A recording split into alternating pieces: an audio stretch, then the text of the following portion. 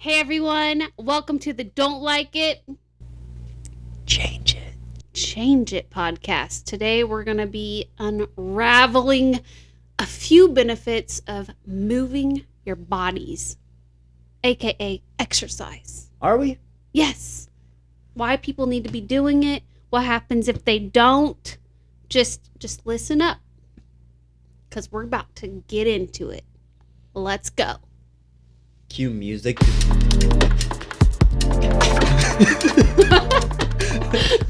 Wow. I hope the music was a little cooler than that.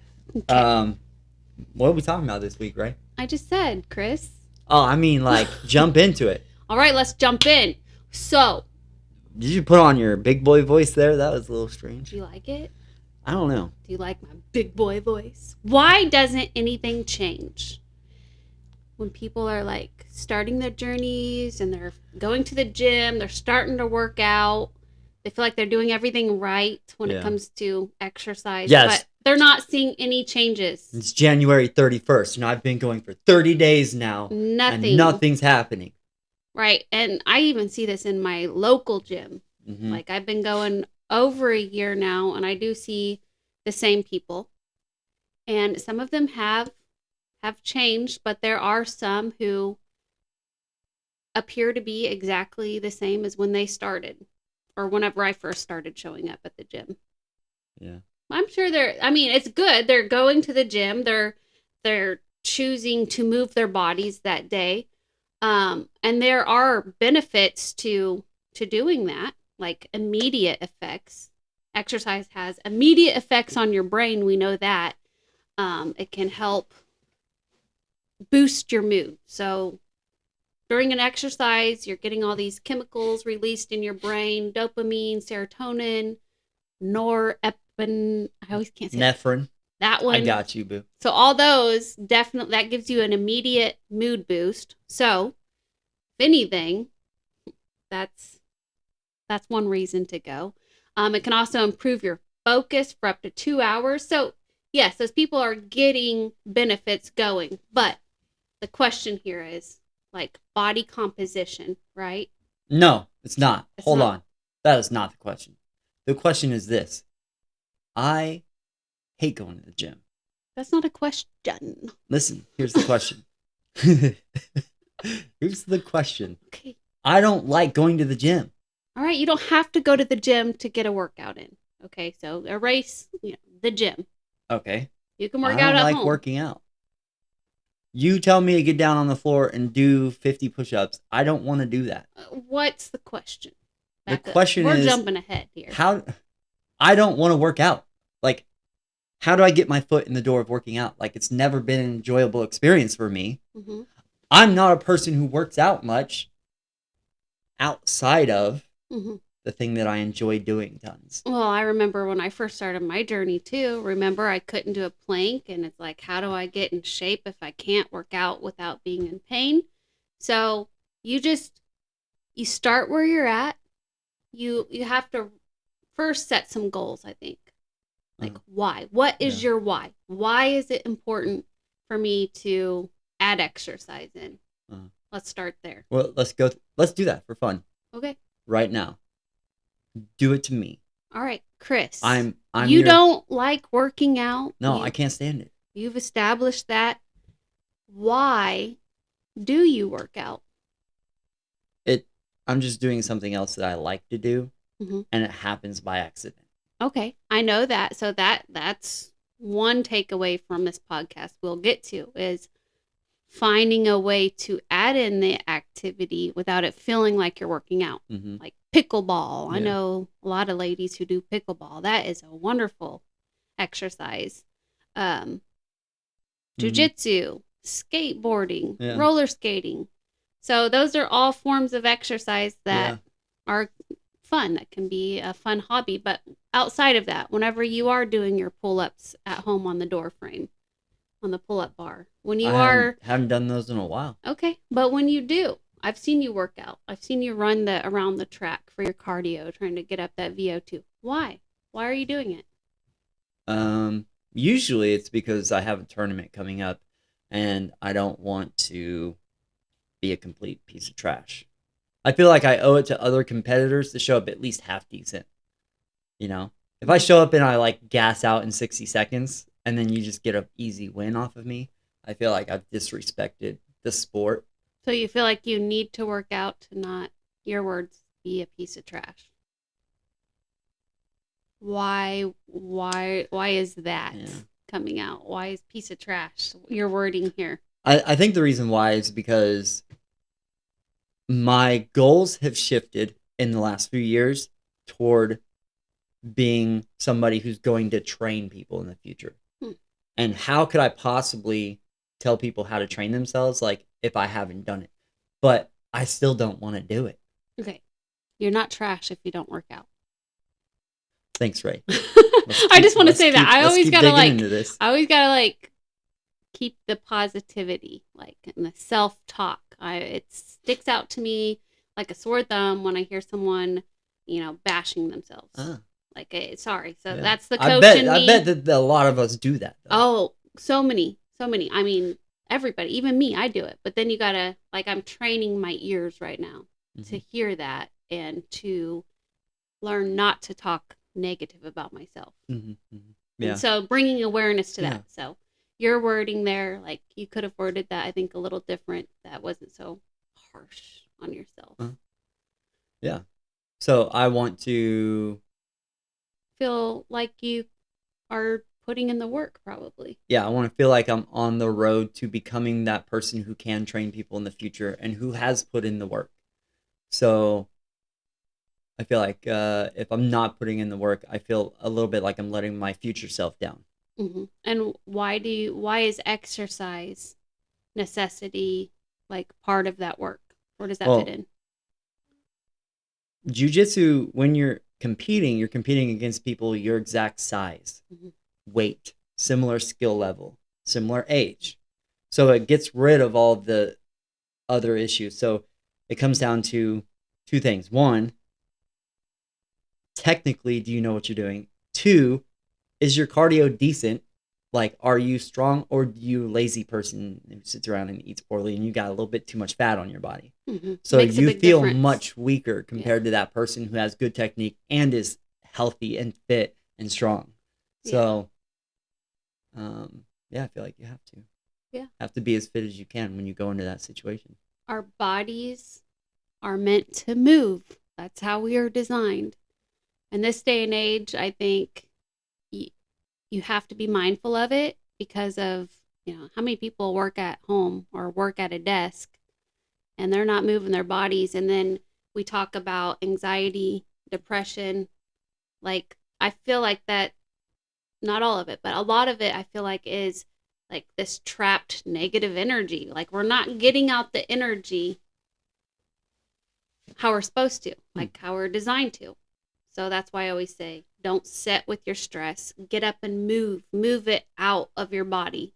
Like that's one way I look at my walking and my exercises. That helps me with my mental health. It hasn't always been for mental health. I mean, it started out as wanting, well, I guess it kind of was with the depression I was in after the miscarriage. But most of us, we want to look and feel a certain way. So a lot of us want to exercise for body composition. We want to look good in our swimsuits. We want to feel confident. We want to put on the pants without the rolls hanging over. We want to feel good about ourselves instead of, looking in the mirror and I don't want to look in the mirror. And you want to feel good, like in your mind. If I spend more than a week away from jiu-jitsu, then like I start falling toward my addictive habits much quicker. Oh yeah. Reaching for the phone more, like trying to play video games and just soothing myself through other ways. Same. Like if I wasn't going and doing my 2 sessions at least a week workout or on my walks every day, I'd probably be still binge eating like crazy. Yeah. More like every day. Like, what are you doing? Like, you're sitting more, obviously, if you're not up doing it for that 30 minutes of that hour. So anyway, there's lots of reasons to exercise. A big one, like I said, body composition. Another big one is you're in pain. You have inflammation and you're sore and you just know like it's going to be a long, hard road as you age if you don't change something. I see a lot of people in their late 30s, 40s that are already in a lot of pain. And if they don't, they know like they're on the verge of diabetes and bedbound or being taken care of soon. Yeah.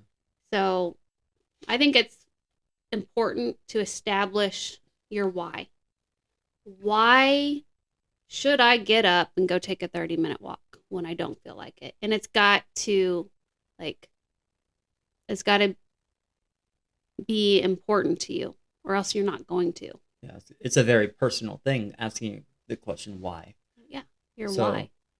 So when someone starts with me, I tell them your why has got to be strong. As a new client coming in, that's one of the first questions. Why? Why are you starting this program? And you got to dig deep, because if your why is not strong enough, then you're not going to do the work. You're not. So I like people to reflect on it for a minute, really dig down deep, because whenever the motivation's not there to do it, you wake up and you're just, I don't feel like doing it today. How do you dig down deep? Like, I think I've heard you just keep asking somebody why over and over, and it kind of gets practicing something. I think you did it to me or something. They teach us it's motivational interviewing. Mm-hmm. It's asking the hard questions. And if you don't know your why and you need someone to dig it out of you, like, hit me up. It's good practice for me too. Great at getting people to tear up.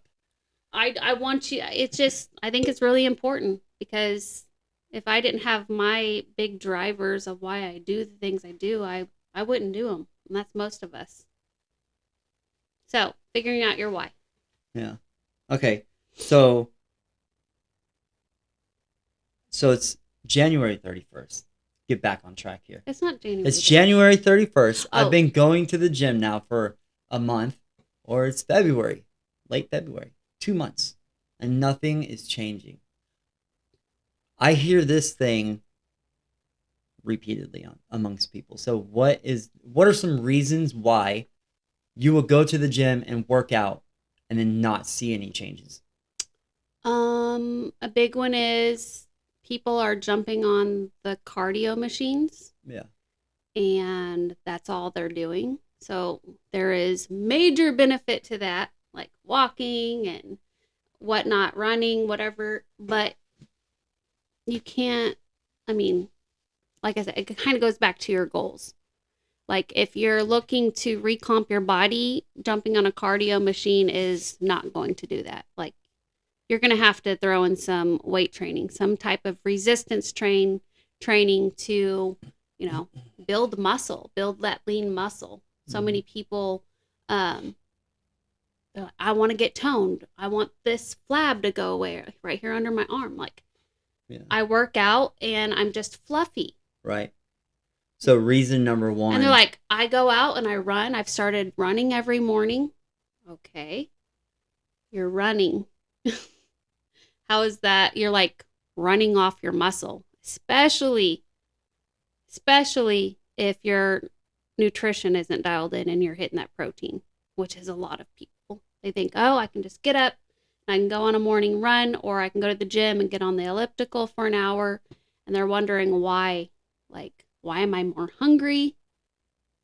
Why am I'm skinnier, but so when you run, that's how you get that skinny fat. That just fat. burns up the glucose, like the muscle glucose, right? Like your body's trying to be more efficient, so it'll pare your muscle down if that's all you're doing, because our bodies are designed like to be efficient. Oh, they're saying they don't need all this muscle. This muscle is metabolically active, and it costs a lot to keep maintain. It. Yeah, so your body's like, oh, I don't need all this. I don't need it. She's trying to get faster. She's trying to be a good runner, right? Yeah. So they might see the scale going down and think that they're getting results, but then over a period of a couple months, they still look flabby, right? Yeah. So a majority of that is you're losing muscle and fat. I mean, you could be losing fat and muscle at the same time. So to get that nice tone look everybody wants, toned, you have to keep that muscle and lose just the fat. Right. Like try your hardest to not lose any of that precious muscle, because as we know, every year, like after the age of 30, we're losing muscle. We're losing our muscle mass. That's why people end up in nursing homes. That's why you can't lift yourself up off the couch, because you lost your muscle. You didn't prioritize building or at least maintaining it. Right. Okay. So the first reason is that they're getting too much cardio. I feel like we spent a while to get to that point, but so the American Health Association recommends 150 minutes a week for moderate exercise, 75 minutes a week for vigorous exercise. And I think that people think, oh, I got to run. It's part of the thing. I'll just do that. And then I think that a lot of women are like, I don't want to get too bulky. I'm not going to go lift weights. That's not going to happen. Let me tell you a secret. If you lifted for the next 10 years, you're not going to be too bulky. I'm going on year 2 of lifting and being consistent. I am not bulky. Like I look. And getting your protein and your diet every single day. And eating more than I ever have in my life.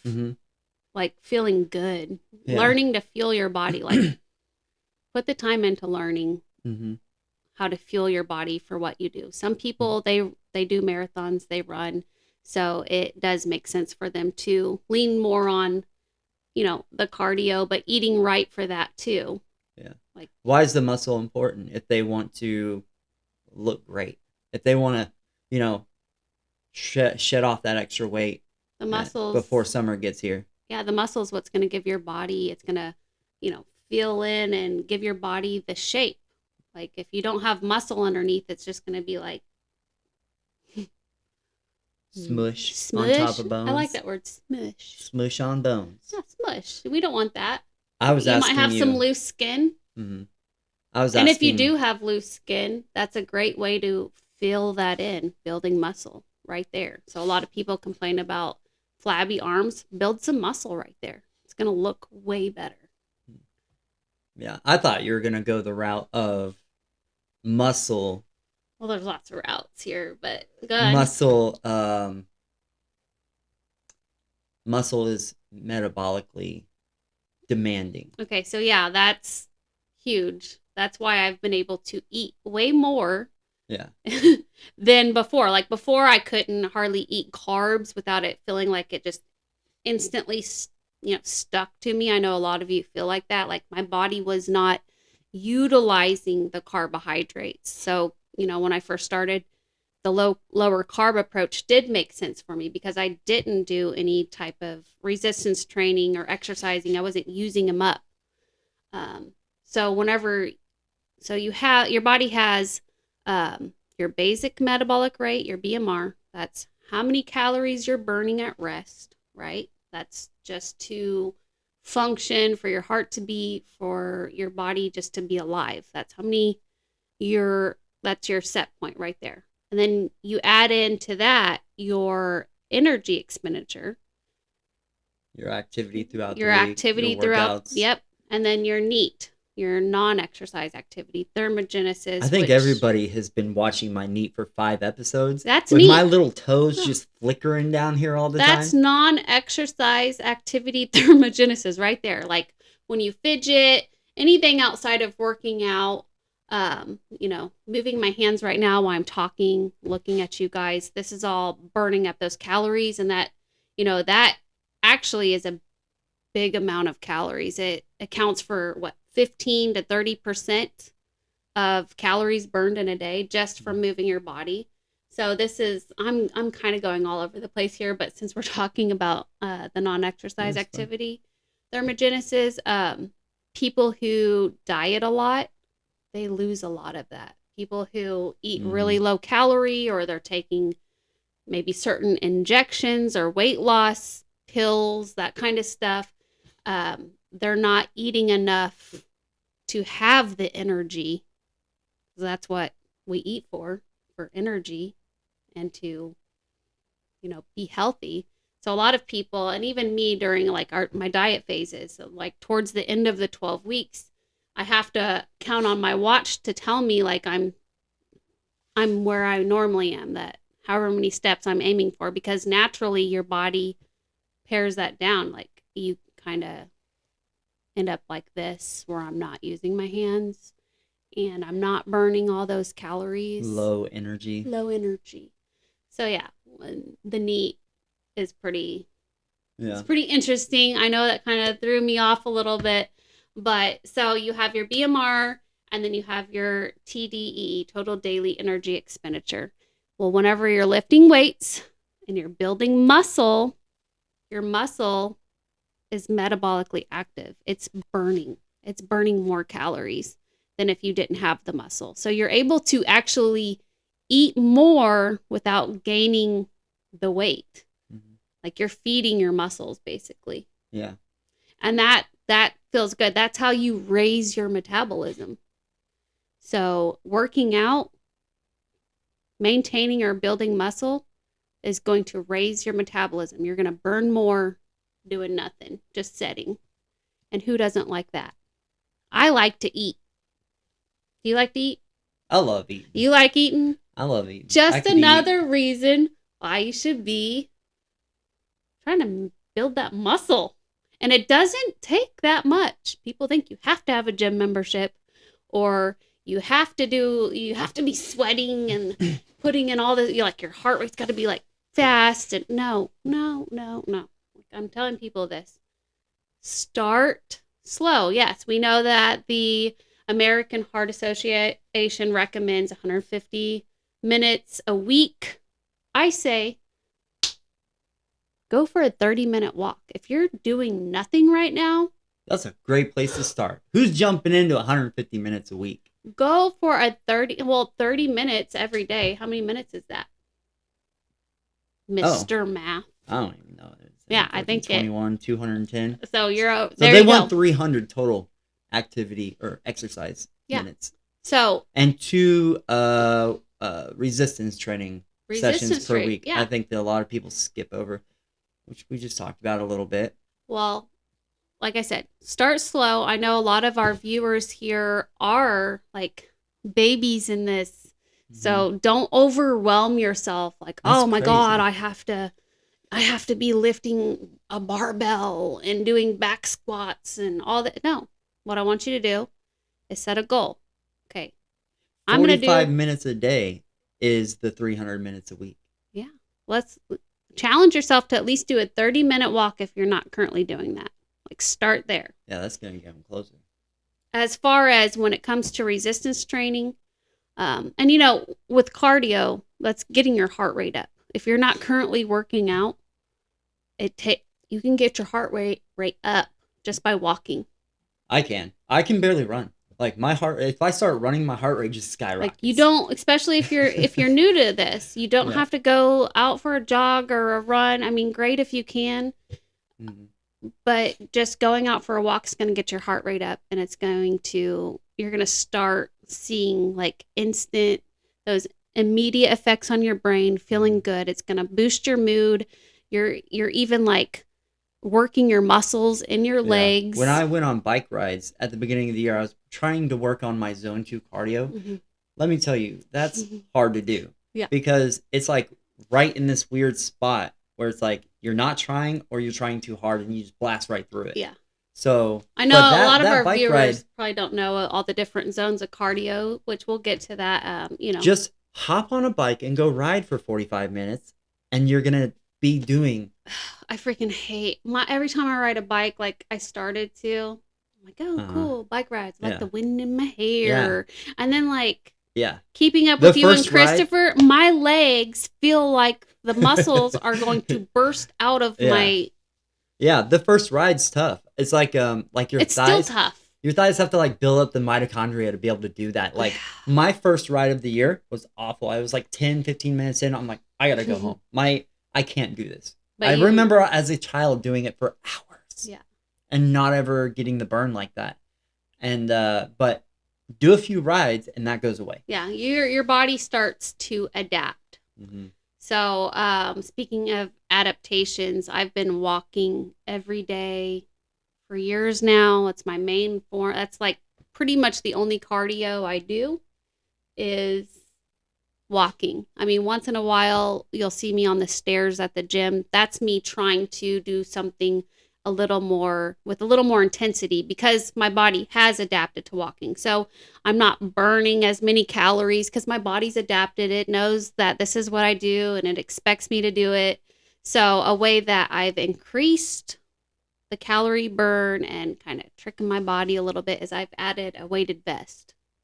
So, Nice. and that's, tricking my body. It's like, yeah, I've lost X amount of weight. I'm going to add on some weight, and my body thinks it's carrying that weight again. So it's burning more calories, and it's not used to it. It's used to just easy little walks in the park. And now I'm like, okay. Or I'll try to, pick up the intensity of the speed just a little bit, or I'll go on the stairs because and that is hard. Yeah. So one day I'm sure if I keep up with the stairs, my body will adapt to that. And then maybe one day I'll be doing the stairs with the weighted vest.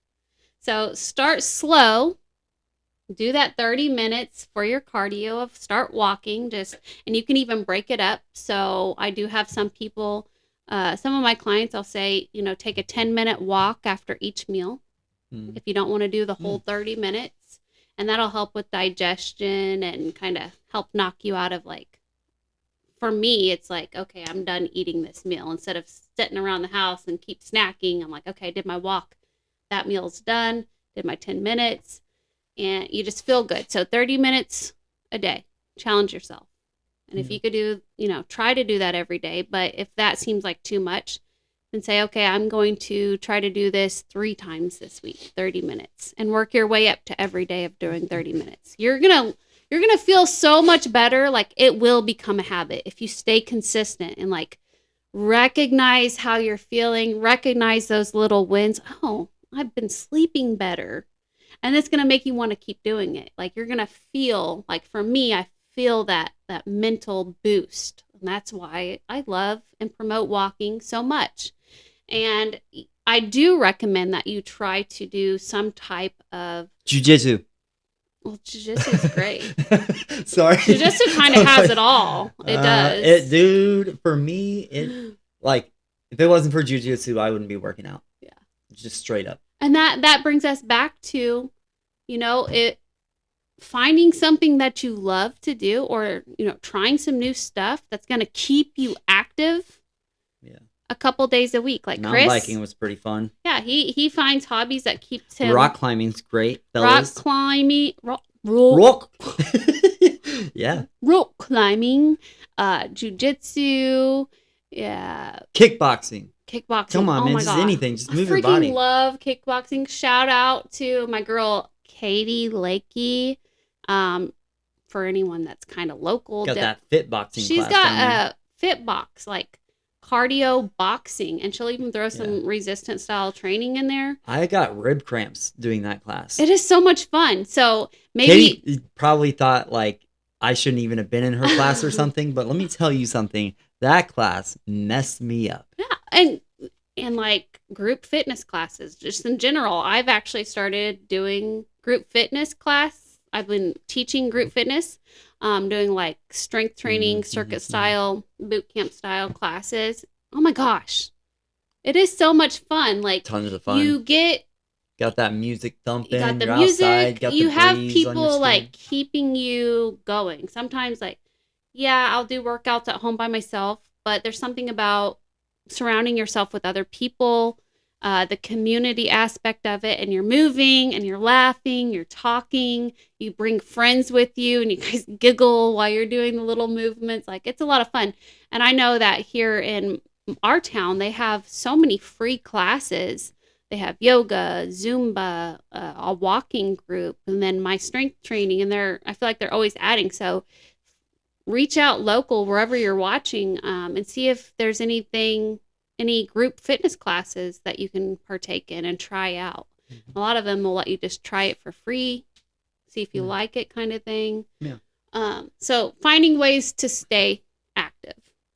Okay. So now what about weightlifting? Huh? the weightlifting part. What about it? Like, when it comes to weightlifting, 2 sessions a week. It's recommended 2 sessions a week. Just wanted to touch on that just for a minute. You don't have to go to the gym and lift iron to get in a resistance training session. Like, I have resistance bands. You can do bands. You start with your body weight. If you're not doing anything at all, start there. Start with your body weight.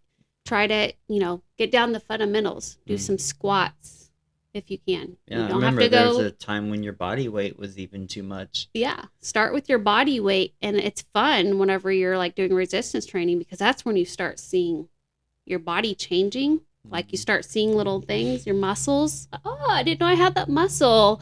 And then you find it getting easier.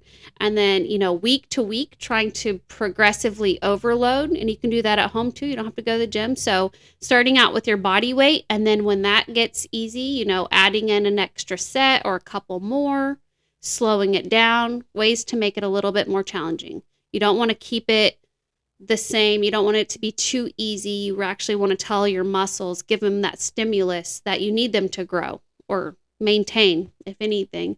And then you can move from body weight to bands. Bands are great. Like, I still use bands all the time, and I go to the gym. But and then from bands, and those are pretty cheap, like at Walmart, on Amazon. You can kind of find them anywhere, like $5 for a set of bands. And you can do so many things with them. There's a lot of YouTube videos, at home workouts you can do. And then from there, you can start playing around with kettlebells, dumbbells, and then maybe eventually, try out the gym. I know it can be a scary place, but it's the gym. It's a wonderful place, let me tell you. I know a lot of people are scared of the gym. When you first start going, it's not wonderful. Right. When you first start going, like, I remember I'm like, everyone's judging me. I don't know what I'm doing. I'm definitely not doing this right, and they all know that I don't know what I'm doing. Well, I'll tell you, every single person in there is thinking the same thing. Even personal trainers are like, people are watching me. Like, I have to know my stuff. Like, everybody is so focused on themselves, they're really not paying attention to if you're doing something right or wrong. Yeah. In my experience, I'm not watching anybody else. Like, right. At most, unless you're over there yelling, I might look at you and think things, judgmental things, because you're making weird sounds. But aside from that, I'm focused on what I'm doing fully. Right. Get in, get out. You don't have to be, like I said, you don't have to be sweating your butt off. You don't have to be in there for hours, 30 minutes. Stimulate those muscles, get out, and then, nothing grows muscles better than screaming to the top of your lungs. I don't. Ah! This is where you zoom into my face. Ah! Ooh! Sometimes when I see people getting it like that at the gym, there are some people like, they slap their own butts because it, like, for that muscle memory, like, wake up. I just smacked my butt on camera. Wake up. It does actually work, so. I don't know. I'll try it next time if you say it works. All right. So, what else? So, you're not seeing changes, probably because too much cardio. So, too much cardio, you're not weightlifting. Right. 1 and 2 done. That only took 45 minutes. All right, so now number 3, recovery. So, they're not recovering well. I would argue if you're, like, in the gym every single day lifting weights, you're probably making a mistake. Like, if you're new and you're not doing splits and, like, you're not really sure, you're just in there doing bench presses every day, you need the recovery. Recovery is... So let's talk about that. Just as important, if not more important, than the actual workout, right? So when you go into the gym, when you're lifting weights, you're breaking your muscles down. Like, that's what you're supposed to do. You're supposed to break them down so they rebuild stronger, right? Well, if you're not recovering, they're not rebuilding stronger. They're actually staying broke, at least How do you recover? Longer. Recovery is good sleep. So when you're lifting weights, You better be planning on getting a good night's sleep that night. Which we learned in the last episode was 7 to 9 hours for the average adult. Right. And if you think you're a super sleeper, you're not. Right. And if you need more sleep advice, go back and watch our last video. Maybe Chris can put it here. I'm not doing that. Hey, that'd be so cool. I'm going to put it right here. Fine. So, yeah, getting adequate sleep, number one, when it comes to recovery. Yeah. Also, if you are sore, like you just did upper body or you did a full body, whatever, you're sore, give yourself a break. Don't go back the next day hitting the same muscles when they're still sore. Mm-hmm. That means they're not recovered yet. What do you need to do nutrition-wise to remedy that? Nutrition-wise, you need to be getting that protein. How much protein? Shoot for your body weight in protein. 1 gram per pound of lean body mass. So you weigh 200, go for your goal weight. You want to weigh 160. Try to get 160 grams of protein. That's going to give your body the building blocks, because that's what protein is. It's the building blocks literally to like everything in your body, especially the muscle, which you just broke down. How are you supposed to rebuild that muscle? Like if you look at it as a house, it's been demolished. How do you rebuild it without the material? You don't, right? I think you should just hit it with the sledgehammer a few dozen more times and so hope for the best. That's what your muscle is. You're rebuilding your muscle. If you don't give it the tool or what it needs to rebuild, it's not going to get stronger. It's not going to build bigger. You're kind of wasting your time. Besides, the heart health and the mental boost, all those. But when it comes to like hypertrophy, where you're trying to build the muscle to get that look or, be stronger. Yeah. So you're not going to without adequate protein. Yeah. So, which actually segues perfectly into the next point, which was the poor diet. Which we've talked about nutrition before, but just quickly, just skim over it very quickly. So, what can we do to get better results in the gym? So, making sure you're getting all of the nutrients is going to help. Like your vitamin D, your magnesium, your body needs all of this to work. Those things are found in Whole Foods, y'all. Whole Foods. Yes. We're talking fruits and vegetables. Yeah, if you're not if you're just doing, box dinners that are high in sodium, chemicals, I mean, make sure there's a lot of protein in it, but try to get as much whole foods as you can. I'm talking eggs, lean meats, dairy, nuts, seeds, yogurt, all of this. It's all going to help. A lot of people who do the keto or any type of elimination diet, sometimes they're not getting the nutrients they need. That could help. It's an extra tool. When you're low in one nutrient, you're probably going to feel it some way in your body, whether you know it or not. So just trying to get an overall, healthy diet. Yeah. So obviously we should be eating the whole foods. We should be avoiding high sodium, high saturated fats, simple sugars. Right. So that one cannot be overstated. Yeah. Drinking the calories, which we talked about. We don't have to go into it again. So you're not going to see a lot of changes in your body if you're pounding down sodas all day and no water. That goes perfectly into point number 5, which is people are not getting results because they're overeating. Mm-hmm. And the reason why they're overeating is because likely they're eating so many refined carbs that it's easy to pack in a ton, just calorically dense food. Oh, yeah. Just all day, like chips. You can never eat They're enough designed to make you want more. Yeah. There's so many reasons why. I mean, so many reasons here, for the overeating. Yeah. One is there's a theory that if you're not getting the right amount of protein for your body, your body's smart and knows when it's met its protein for the day, that you will continuously crave food. Yeah. Food until you reach that threshold. So what's all of your new clients say immediately when you get them eating their protein? just starting there? What do they tell you? I'm full. I can't eat anything else. Yeah. So it's not always about eliminating, it's adding. Like, what can I add here? Yeah. You add the protein, fresh fruits and veggies, whole grains for your carbohydrates. So, and also, you know, not sleeping's messing with all of the hormones in your body, making you overeat as well. People who actually walking can help you with your appetite. Did you know that? No, I didn't. So walking, if you are having like intense cravings, like before you go reach for the snack, go on a little 10-minute walk, and you're going to find your appetite has been reduced. Now, can't say the same for running. Now, running and like the higher intensity stuff can actually make you want to eat more too.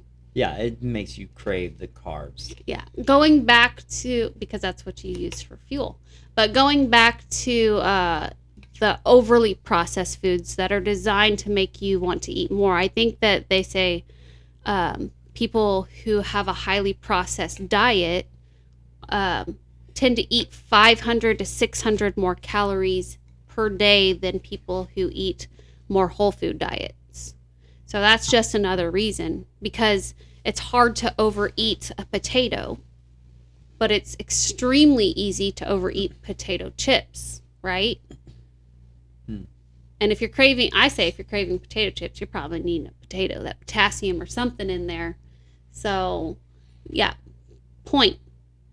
try your best to stay away from the highly processed foods. I know it's almost impossible to eat like no processed foods. That's why I set my own rules to keep me, you know, lean all year long. If I have a processed food, typically it's going to be a protein bar, something with protein in it if it's highly processed. That's where I give myself a little lax, but other than that, I don't tempt myself with leaving bags of potato chips or Twizzlers, that kind of stuff that I know I absolutely love. I don't leave that around because my goals are more important than that, like 5 seconds of enjoyment that food gives me. It doesn't last. And I have to always remind myself that, like when I'm craving, I'm like, is it worth not even 5 seconds, like that one bite and then it's gone? Is it worth it? No, it's not. It's worth, you know, finding other things that I love. That's why my diet does not feel like a diet, because I love all the foods. I took the time to figure out what foods I love that help me hit those targets that my body needs, and to give my body what it needs. So that's, you know, taking the time to do that. Like, oh, I love Greek yogurt and berries. Like, that has been in my diet for years now. I look forward to that. So, okay, that was diet. That's overeating. Sleep deprivation. We kind of talked on that. Yeah, it's kind of like thrown into the recovery aspect a little bit. Yeah, and what else would keep you from seeing results? It could be certain health-related issues, like thyroid problems, getting your thyroid checked, making sure.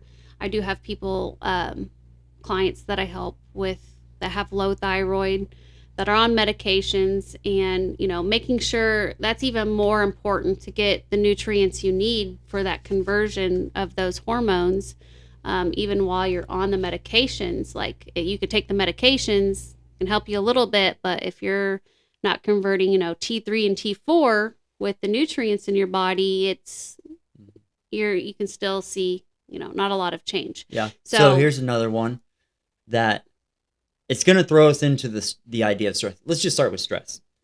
Stress. I could go on about the health conditions, I know you can. PCOS, stress, insulin resistance. Stress is arguably a good thing.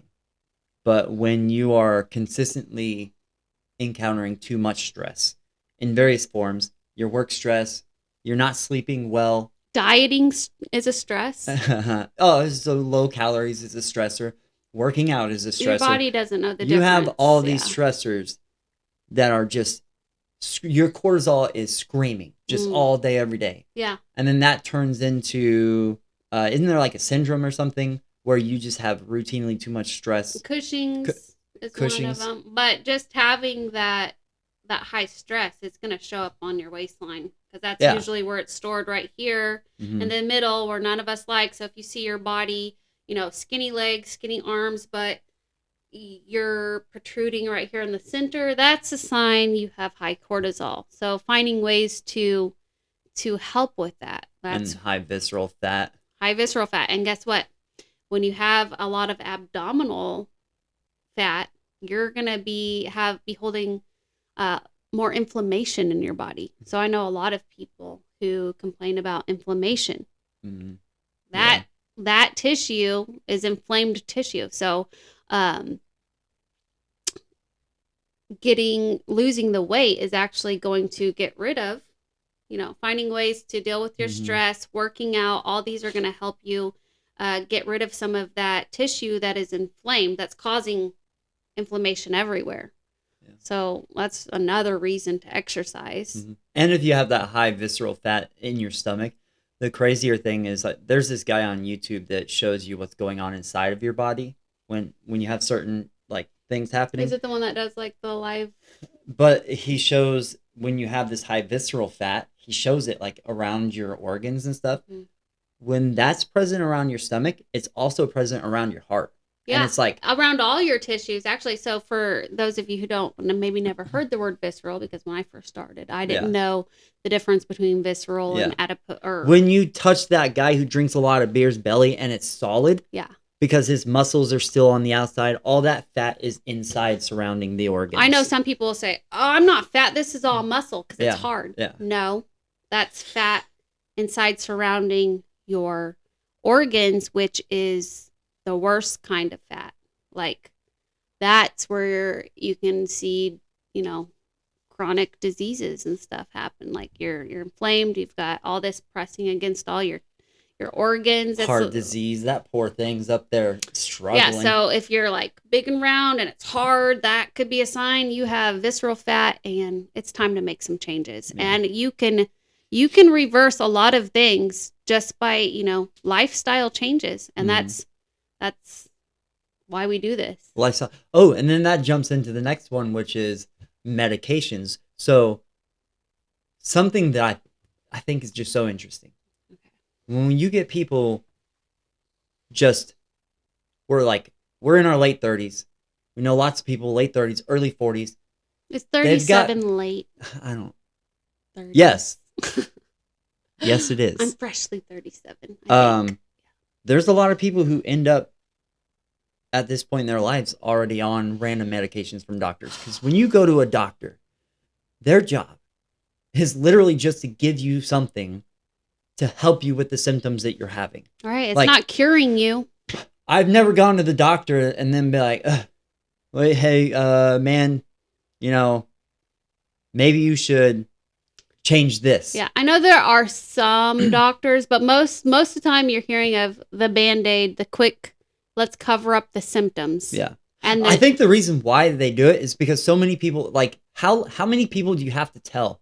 You need to start eating better. You need to start eating better. You need to start eating better. And then they keep coming back over and over again. How long until you're just tired of telling people eat better? And you're like, okay, here's the stupid pill. Here's the stupid pill. I'm trying to get in the mind of why they would stop. Like why they wouldn't be having these hard conversations with people. Lots of theories. And then the way that the culture is going these days, you can't tell somebody who's overweight, hey man, I care about you. I want you to be healthier. I want you to be happier. I want you to have better mental health. I think you should start eating better and you should go to the gym. Mm-hmm. Don't body shame me. What are you talking about? Oh, yeah. I am beautiful. No. Culture's you may be beautiful. A little more sensitive these days. You may be beautiful still. Yeah. But you're not healthy. That's what matters. Are you healthy? Do you feel good mentally, physically, emotionally? It's all tied together. I feel bad. I just feel bad for doctors because they have to do that. Yeah, some people have a long list of medications, and each one of those medications has a side effect. And some of them might be holding back your... We're not saying get off your medications. Always consult with your physician, please. We're saying get healthy, and then you might be able to get off of your medications. Right. How many times have you seen that happen already? Yeah, I've already seen it. And I think that's one of the biggest wins is when a client says, I'm able to get off my blood pressure medication. Yeah. What? Yeah. You put in the work. Like, that's a huge win. Mm. And you are capable. I just got to throw that. Remember, yeah. If you're one of those people who are like, I probably will never get off all of these medications. You put in the work, you see what happens. Well, some people might just be stuck on certain medications forever. But there might be some listening who can change that. But it's possible that some medications might be causing you to hold weight. Regardless. Like, you add an exercise. Your birth control, when we were young, I was on the control made depot. you gain tons of weight. So I actually remember talking to my doctor when I was on the depot shot. Mm-hmm. And she said, no, it's not necessary. Like, you're not necessarily going to gain weight, but it can increase your appetite. AKA, you're gaining weight. It definitely increased my appetite. Yeah. Like, that was the first time I gained quite a bit of weight. You know, there's still a bit of nostalgia around. Like, sometimes I just want to sit down and eat a DiGiorno and watch a movie with you, and we cannot do that. It's not worth the way it makes my body feel. I know. I agree. Yeah. Fully, I agree. But there's a piece I get of what me you're that saying. I feel sadness that we can't have that experience together anymore. What it was like to be young and not have any responsibilities. And not think about how your body felt or like so many things, like, you don't even know you feel like crap because you felt like crap your whole life. Yeah. For real. And a lot of it starts showing up in your like late 20s and 30s. Oh, my knees. My knees are hurting. They click and I can't love squat handles. And like you start being more in tune with, at least me, I was more in tune with my body when I started watching things break down. So, but like I said, regardless of your situation, adding in some type of exercise, even if, you're 70, 80 years old, doing what you can, even if that means sitting in a chair and just moving your body, if you're, wheelchair bound, or you don't feel like you can do a lot, start somewhere. Like, you're going to get benefits. Yeah. I remember working with the elderly lady I took care of in her late 70s, 80s, and bringing in bands. And we would just do a couple band things on her couch. Like, okay, let's just, can you pull it apart for me a few times? Mm-hmm. And I didn't even know anything about exercise back then. I was but I was starting to like put it together. Oh, she can't lift herself off the couch. Let's, it's never too late. To me, it's never too late. You're going to see some type of improvement. Mm-hmm. And once I feel it all, like, what is that? Whenever things just, they make it go. Like, you start, of life, baby. You start doing one thing and then it makes you want to do a little bit more. Uh-huh. Like, you're exercising, you're getting all these chemical releases in your brain. You're starting to feel good. Well, what else can I do? Yeah. And like the next thing you know, you're a nutrition coach in your late 30s. You're transforming, and like the old you, like for the most part, Rayanne 5 years ago is dead. Like, I always look at her as someone different. Mm-hmm. It's weird. I know it sounds weird probably, but it doesn't sound weird. It always reminds me of that song by Taylor Swift. I'm not a Swiftie, by the way, but I do like some of her music. That one song, I'm sorry, Taylor, she can't answer the phone right now. Why? She's dead. That song? No? I probably messed it all up anyway, but I think of, like, I'm a new person, like, wow, how did I get here? Yeah. It's just never stopping, staying consistent, even with, God, all the bad days. I get it. There's been so many things, life happens, but you've just got to continuously make that choice. I would argue if you're the same person from 5 years ago, you're not doing your job. No. You're not growing, because you should feel light years beyond who that person was. Could you imagine If you're 18 years old and you're still doing all the things that you did when you were 13. No, I feel like I see people like that, though. Well, that should carry on your entire life. Mm-hmm. And I know from experience that through all of my 20s, I was the same person. From about 17 years old until 28, I was the exact same person. I never changed. Yeah. And then Christopher came along. That was the end of my addictions. Our son. For the most part. And the beginning of the growth of my life. And for most people, they just started that when they were 17, 18 years old. They just kept growing. Yeah. But I had a hiatus. I feel like I was a little late too, because I was like always in survival mode in my 20s. Yeah. Like I didn't have a lot of, like I just had to do what I had to do to survive that day. Yeah. I had to work. I had to make money. I had to support myself. So I wasn't thinking about, being impactful or what I really wanted to do. That didn't happen until recently, it felt like. Yeah. But it all starts with that decision. I'm not going to hit my alarm today. Yeah. That decision, I challenge myself. I am going to go on that 30-minute walk 2 times this week. And then doing it. And like I said, don't stop. If you have a crap day, nothing's going right, go to bed and start over the next day. But always try to fit one thing in your day. One thing. One win. One win. Like if everything else fails and you overate again and you're feeling down on yourself, go for a walk. Do some body weight squats. Go drink a cup of water. Find another way to have done that. Just one thing. Like I didn't completely stop today. I kept going because I drank that cup of water. Yeah. Like that's the mindset that has pushed me farther. The gray space, the not all or nothing mindset. Like I feel like that needs to be an episode all on its own, is not having an all or nothing approach to any of this, anything that we talk about. Mm-hmm. Like you have to be okay with not being perfect, because there's no way you're going to have a perfect day every day where you do everything. Yeah. There's not. But I would argue you could start creating healthy habits over time, slowly. I'm proud of my walking every day. You can't just like jump into the lifestyle of a healthy person all in one go. No, because that person's not you. That person is a series of small habits that have built up over years. Mm-hmm. That makes them who they are now. Mm-hmm. You look at it from the outside. Okay, this is it. I eat this amount of chicken, this much broccoli. I eat this amount of carbs. I work out during these times for this many minutes. I do this sets, whatever.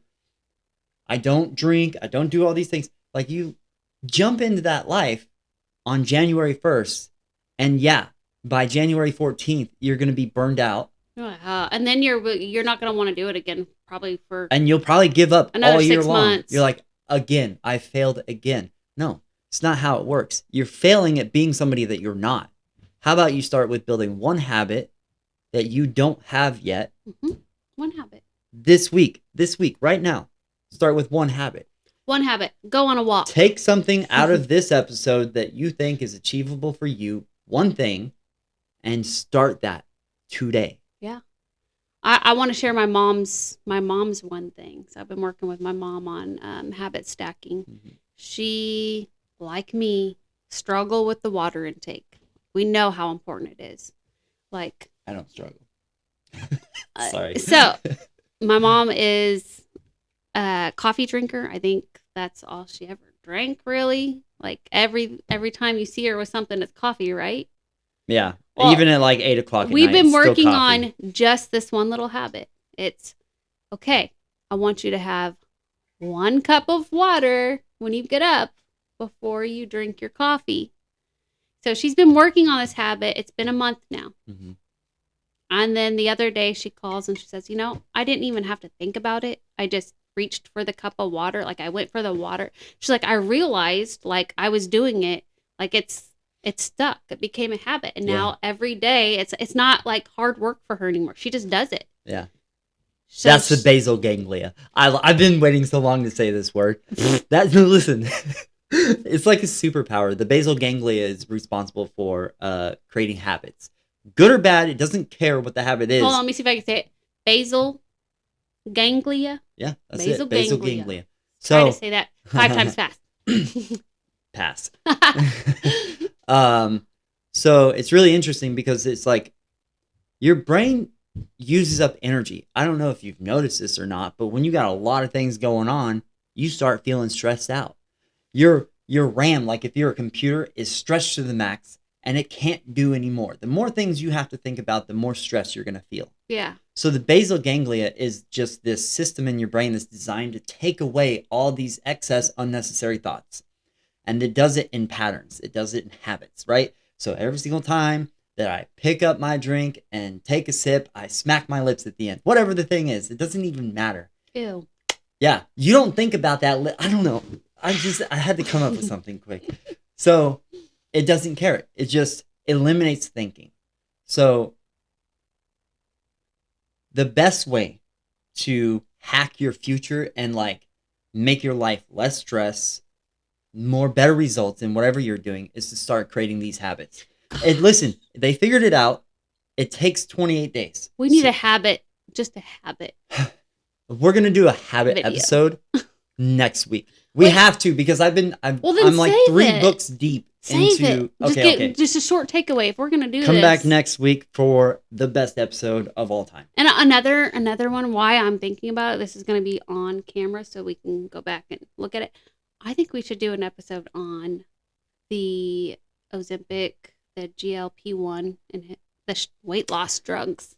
I have been arguing with trolls on the internet for months about this. Well, I know that a lot of people... I should spend my time in better ways, but are interested in it. It keeps popping up on my news feeds and stuff. Listen, knowledge is power, and we have some knowledge. I mean, my schooling has went over it a little bit with us when it first came out. You know what they say? They say it's not a weight loss drug. Save it. This is just an idea. It's not a weight loss drug. Y'all want our take on the weight loss shots? Come back next time. No. Just drop yes or this no. Is the end of the episode. I want to know if they want to know more about it. If so, we can dive into that in an episode for them. How about this? Whatever y'all want to learn, if you have any interests or things that you do want us to touch on, you could drop that in the comments and we'll, for future videos, if there's one thing that we're not touching on that you're like, hey, it would be cool if you guys gave me your thoughts on this. We'd love to do that for you. So let me just say, historically, people have not been doing this. And if you do it, I can guarantee you're going to get a whole episode on your subject. Oh my gosh. Yeah. We haven't had a person comment like what they want. I am sad. No, I'm just kidding.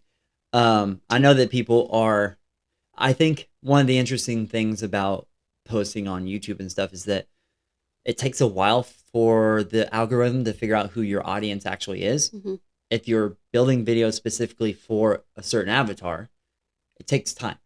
But then once they figure it out, then those people start pouring in and then they're going to drip back into the older videos and find them later. Yeah. So it's like a delayed thing. And hopefully we keep just, we keep growing and bringing that value to your lives. Yeah. Hopefully. That's what I hope.